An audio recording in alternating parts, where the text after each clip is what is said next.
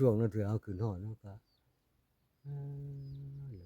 มาเห็นเขาไปเขาหลังไปมันถือเขาไปเป็นครอบเป็นครัวตัวก็มานั่งคิดค่อยแล้วบัดโอ้ยหมู่เว้าว่าเป็นหยังบ่รู้ว่าเมียเอ้ยโอ้ยสิเอาไปไหนว่ามัน67ปีแล้วสิตายแล้วว่ะ67 ปีแล้ว67ปีได้1959ไล่เบิ่ง อืมมาเห็นครอบครัวหมู่อบอุ่นเลยให้เมื่อเองก็พวกหมูบุญเลยบ่น้ำตาโคตรบ่คอยบ่ให้เงียบมันก็ออกเองมันน้ำตานะเมื่อน้ำก็ไหลไปเองแหละบ่ให้มันก็ไหลไปเอาอยู่ตรงน้ำป่านี่คะแนนเฮาบ่ได้ขึ้นบ่ได้เห็นไผเห็นแต่ดงแต่ป่าเห็นแต่น้ำแต่ในไปเฮ็ดไปซั่นแหละเออสาเหตุหลักๆมันก็แบบนี้แหละบ่แม่นอื่นดอกก็สู้บุญคุณอยู่เพิ่นมาช่วยมาสู้ก็ได้เอาน้ำทำปลาก็มันหาก็ขอกินน้ำบ้านน้ำเมืองเพิ่นนั่นแหละ อย่าลืมกดติดตามเพื่อเป็นกำลังใจให้ผมด้วยนะครับทุกคนขอบคุณมากๆครับอ้าวพี่น้องโดยเปิดภาพขึ้นก็ได้มาหาพ่อตู้ที่ว่าพ่อตู้สมพี่น้องเอ้ยเพิ่นอยู่จังใดกินจังใดเรียนมาเยี่ยมเพิ่นก่อนพี่น้องเอ้ยที่ว่าอยู่เถียงนากระต๊อบน้อยบอนอยู่เพิ่นนี่พี่น้องเอ้ยเห็นแต่หลายๆคนมาสัมภาษณ์เฮาก็บ่ได้เข้ามาจักเทื่อพี่น้องเอ้ยเข้ามาแล้วก็จักเป็นเฮ็ดอีหยังดังกระทาดอยู่พี่น้องไปเข้าไปทักทายเบิ่งเพิ่นก่อนพี่น้องเอ้ยอยู่แบบใดนี่จะคืออันหางนกกังแก่แท้นี่พี่น้องทางย่างไปทางใดจังสิไปฮอดแล้วนี่พี่บ่ เอ้าอืมอ่าอัน มาแล้วปลาลุง อิงไว้เนาะเด้อสบายดีพอตุสมสบายดีโดยโตเฮ็ดหยังเนาะนี่เช็ดดังใช่นี่แหละอ๋อโตมุงสังกะสี อีหยังมันบ่ได้มีคันใดแต่ทำอิฐบ่นี่บ่มีขึ้นได้เลยเฮ็ดไปเรื่อยๆเขาบ่ได้ย่างขึ้นได้นะนี่ได้เออ อ่าโตช่างเป็นสิเฮ็ดดังขึ้นสูงพุบ่เลี้ยวนี่บ่สังกะสีเพิ่นเอามาให้เอาเขาเอาดีเอามาเมื่อวานนี่เฮ็ดใส่ตัวนี้ข้างนี้เฮ็ดตัวนี้แหละมันปรุงใหม่มันบ่ทันเด้เผื่อสินั่นเผื่อฝนตกลงว่าแล้วแม่นหยังหน้าพลก็อยู่ในนี้บ่เดี๋ยวนี้หน้าแรกน่ะฝนก็อยู่นี่แหละตลอดเลย ยามนั้นน้ำเต็มหนองนี่ก็อยู่นี่มันบ่ได้เต็มเลยน้ำมันก็เพื่อลงพุ่นเลยล้นมันก็เต็มมาแล้วข่อยว่าเต็มมันก็เพื่อเพียงไว้แบบนี้ได้กากมันอ่ามันก็บ่แม่นว่าชาติเต็มแท้เนาะมันก็บ่ได้เลิกเนาะมันเขาจกเอาดินเด้นี่จกดินในทางไปโรงงานเป็นไหนๆมาเผาหยังอยู่นี่พอลุงขออนุญาตถามจักหน่อยสิมาเผาเพียงในนี่ได้มันมาเผายังใช้ชีวิตซื่อๆนี้ใช้ชีวิตอยู่ลำพังใช้ชีวิตอยู่แบบมันบ่อยากอยู่ในบ้านในเฮือนเลยมันก็ต้องลำบากมันลูกเนี่ยก็เสียไปแล้วบ่อยากเห็นภาพเฮือนนะออกมาใช้ชีวิตที่นี่ชั่วคราวแค่นั้นแหละทำดีมุกดีใจแหละกลับเข้าบ้านเข้าเมืองจะปีได้แล้วเด็ก2 ปีได้ออกมาอยู่2 ปีแล้วอยู่ในกระตูบอันนี้เนาะ2 ปีแล้วก็ทำอยู่เที่ยวทำเท่านั้นพุ่นเลยถูกหน่อยแต่คนเชียร์มาเลยนะคนเชียร์ได้1 2 ทิศก็ออกมาอยู่นี่ย้ายมาอยู่นี่ลูกได้ว่าแนวใดซะลูกก็อยู่พุ่นแล้วลูกพออยู่ของหมดแล้วพอออกมาอยู่แบบนี้เพิ่นก็บ่ได้ว่าแนวใดบ่ลูกเราเขาบ่ได้ว่าเขาสิว่าเท่าเนาะแนวมันดีไปทำใจซื่กระท่อมทำใจกระท่อมทำใจว่าซะบ่อยากเห็นเมื่ออยู่เฮือนอยู่ชาติแบบสิเห็นภาพลูกภาพเมียอยู่นั่นแหละบ่อยากอยู่หั่นนะบ่ได้อื่นเนาะสาเหตุน่ะเนาะสาเหตุมันสาเหตุอื่นดอกสาเหตุเดียวนั่นแหละมันสิเห็นภาพลูกภาพเมียเลยมันจำน้อยต่อยใจมันอยู่ในคืนนี้นะสว่างนี่ไปหันไปนี่ไปดงไปป่าล้อไปนำบ่นี่แหละเอาเบาดีเบานั่นแหละมาเอาเบาดีเบาเตียงน่ะมาโอ้หลายคนน่ะมาหลายคนอยู่ข่อยเห็นในคลิปหลายคนเข้ามาเนี่ยมาสัมภาษณ์กับบัดนี้แหละ โอ้ยมันบ่อยากไปอยากอยู่เลยเนี่ยนี่เครื่องคอมก็พ่นแล้วมา อ๋อที่นอนเป็นมีเป็นไข่ผ้ากระป๋อง เออ ผ้าห่ม ผ้าห่มเป็นคือดีอยู่ที่นอนเป็นผ้าห่มรถถีบมันก็มาคันหนึงผู้อยู่ผู้ อ๋ออันนั้นสีแดงนะบ่ คันสีแดงเพิ่นเอาให้วานนี่กับสังกะสี อืมอืม เพิ่นให้มามุ้งนี่เพิ่นว่าจังว่าจะเฮ็ดดังมาใส่มุ้งแล้วเพิ่นสิมาอีกเพิ่นสิมาเบิ่งอีกรอบ2พุ่นน่ะ เอา เพิ่นสิมาอีกรอบหนึงวานจังเพิ่นพาไปใช้แล้วพาไปช่อยเขาทางเหนือเพิ่นน่ะเพิ่นว่า อ่าอ่า เหนือเพิ่น ได้ไผมาอยู่น้ำซะนะพ่อทุไผมาอยู่น้ำเจ้าซะนะ ลูกแกแล้วมันเขาหากันมานี่ลูกหลานนี่แหละ ลูกหลาน เขาอยู่มาตัดอ้อยเด้ตัดอ้อย สิมานอนน้ำนี่บ่บัดนี้ ตัดอ้อยแล้วเขาตัดอ้อยหมดนี่แหละ มานอนน้ำเจ้าจนตัดอ้อยจนเบิด มือมือนึกนอนตัดอ้อย โอ้เบิ่งไปเบิ่งเพิ่นก่อนเด้อ เข้ากินนี่ นี่บ่ฮะสบายดีเด้อบ่าวเด้อมาอยู่น้ำพ่อลุงบ่ เอา ตัดน้อยช่วยคนตัดน้อยแล้วก็ครับ เอาไว้ผักน้ำลาวนี่ อืม ไม่ได้ตัดอ้อยเด้ตัดข้าวหวยเขาก็ตัดหมดเลยตัดอ้อยตัดปอด้วยเลย แต่ยามลมหนาวโตนมาเฮ็ดได้มันจังอยู่หญ้าเจ้านี่พ่อลุง เลย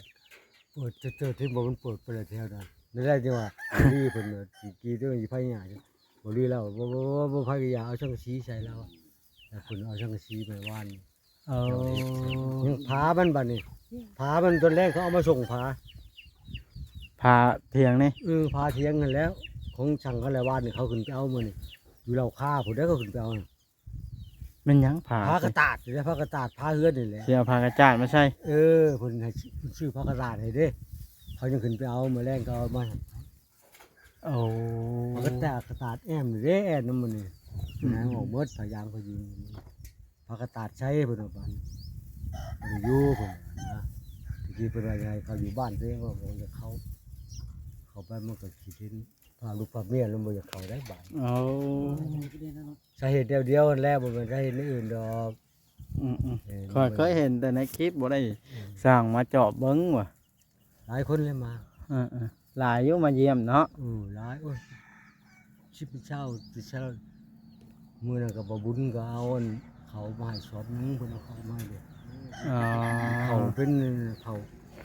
ซุ่มบ่บุญบ่าวแซงเพิ่นเอามาหลายแล้วเขาอยู่คงกินเป็นชิ้นเป็นไข่เพิ่นเอามาให้ อ่า ปูปงปลาเป็นหมี่ไว้พี่ เขาบ่เหงาเนาะมีผู้ปากผู้เว้านํ มา เอาเพิ่นนั้นไปใช้เอง นะ นะ แล้วเขาชุดอ้อยเขาพุ่นแล้วชุดอ้อย อ่า ชุดอ้อยนี่ชุดอ้อยพุ่นแล้วสิเริ่มตัดอ้อยตัดปอแล้วมันสิตัดหมดได้พอ มันสิเบิดอันยามมันได้จักหน่อยเนาะ โอ้ยหมดยาปิดเขาปิดหีบไปแล้วจ้อยวับได้จ้ะ บ่ได้ตัดได้ทิมเนาะ ตัดได้อยู่แล้วบริษัทเขาบอกทันแล้วของอ้อยบริษัทเนาะบริษัทแท้ๆมันคือเขาอยู่ป้าเงินเขาแท้ที่ทั้งหมดนี่ ได้ตื้อเงินเขา มันอ้อยนี่เนาะ พักหวยดิทั้งพุ่นก็มีแต่คนนั้นแถวเราเทิงพุ่นนะมาตัดแถวนั้น แถวทั้งพุ่นเลยทั้งบ้านเราบ้านแม่ทั้งนั้นพุ่นเขามาหมู่บ้านก็มาซ่องคันรถตัวเองหนังเบิ่งมื้อชื่นนี่มื้อชื่นมื้อหนึงนี่5คันรถเต็มเข้ามานี่สิบ่ป้าคือบ่ตัดอยู่เทิงตัดอ้อยแล้วเขาก็เมื่อยได้แล้วพุ่นละ9ล้าน10ล้านครอบครัวนี่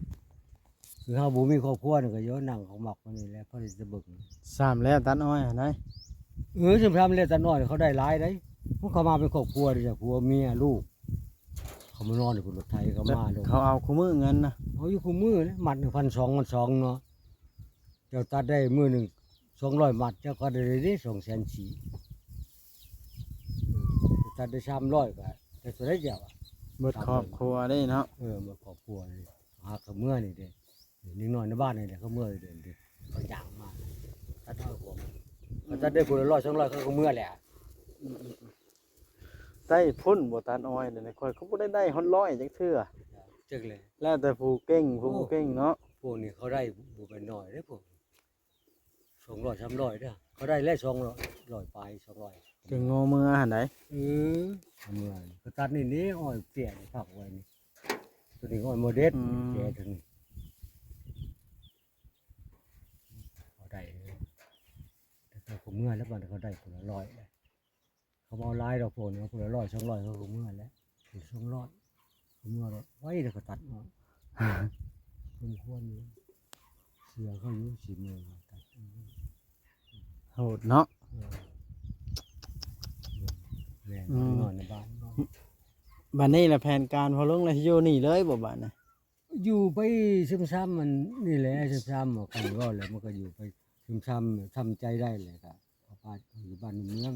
จะย้ำไรเลยเลยอยู่ไปเรื่อยๆนี่แหละที่เช้าพุ่นแล้วที่เช้ามันวางเช้าขึ้นหอดพุ่นแล้ว เจ้าขึ้นฮอดลูกฮอดเมียจังสิคงเข้าไปสิเพิ่นอยู่ชาน โลกนี้แหละจังซี่ทำงานจังซี่เขาไม่อยู่ในบ้านในเมืองเพิ่นเพราะบ้านท่านจ้าเพิ่นให้เข้าไปอยู่ดอกเพิ่นก็บ่ได้ไหวเด้อดอกเพิ่นก็บ่จะให้มาอยู่นี่แหละอยู่ผู้เดียวก็โปรดเนาะ ย่านเนาะ โอ้ยขอยืนเพิ่นอยู่ซะก่อนนะขออยู่ก่อนถึงตามดีมกดีใจจังสิเขาเมื่ออยู่นำตามใจแล้วเพิ่นน่ะเขาก็มาจอบมามองมึงอยู่ดอกพ่อบ้านก็ได้เขาก็บ่ได้บ้านได้ทิพย์ เขาออกมาเบิ่งรู้ทีละเทื่อช่องเทื่อเขาไปจับเขากลายเป็นมาชวนเขา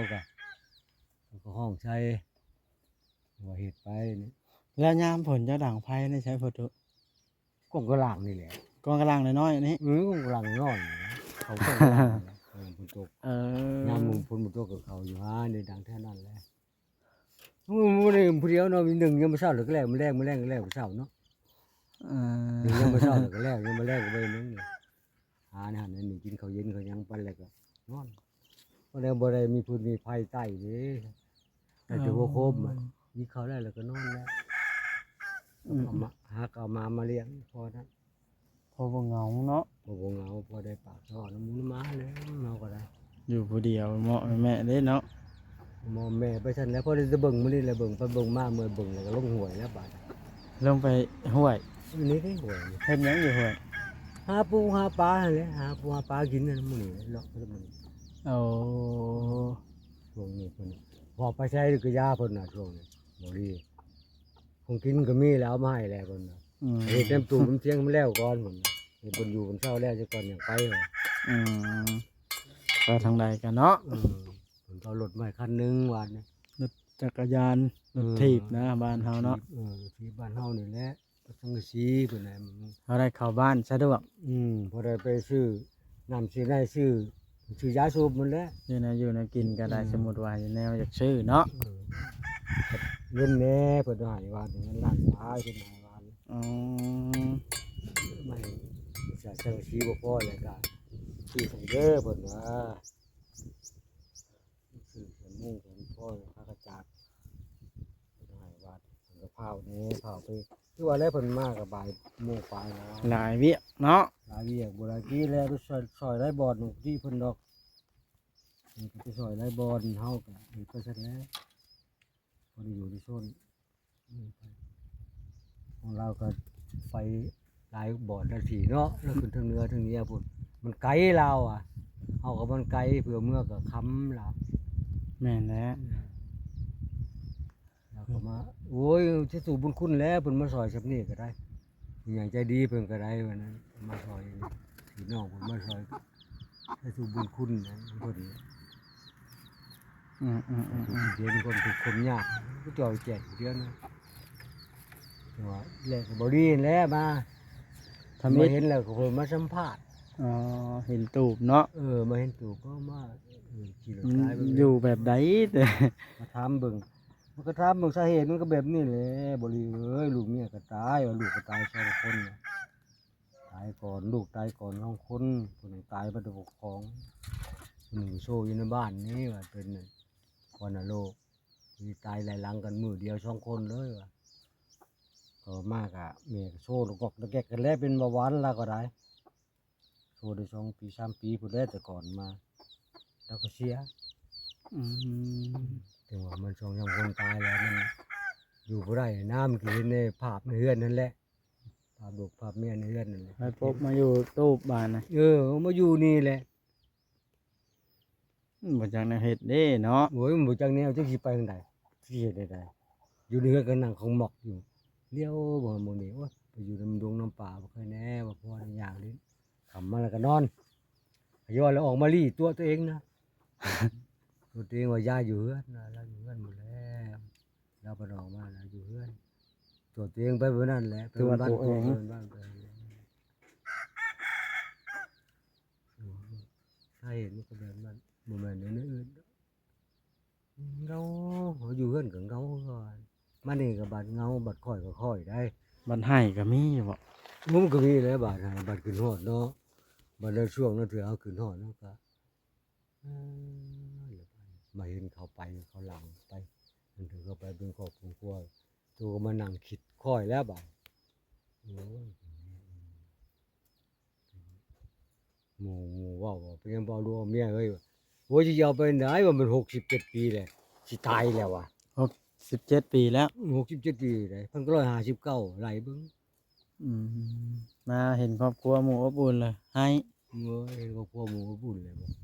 น้ำตาโคตรบ่ คอย ไม่ เงีย มันก็ออกเองมันน้ำตานะ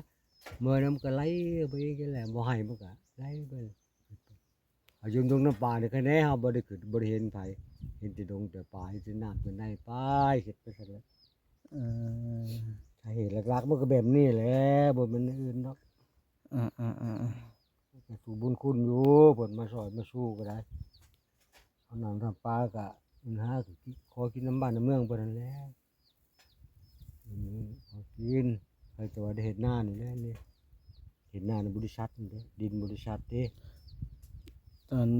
ยามฝนก็เฮ็ดนาอยู่นี่ เฮ็ดนาน่ะเฮ็ดนาคอยเฮ็ดนาในบริษัทเขา เอาหยังไถพอลุง ฮะ เอาหยังไถ หาได้บ้านได้เมืองนั่นแหละ ไถให้อันใด ลูกหลานเขามาไทยให้ อ่า ลูกหลานก็เอามาเก็บมาค้าแล้วลูกหลานก็แต่บ้านหันหยาแหละเขาก็มาไทยให้เขาก็บอกลูกเขามาดำซอยไปแต่นั่นแหละ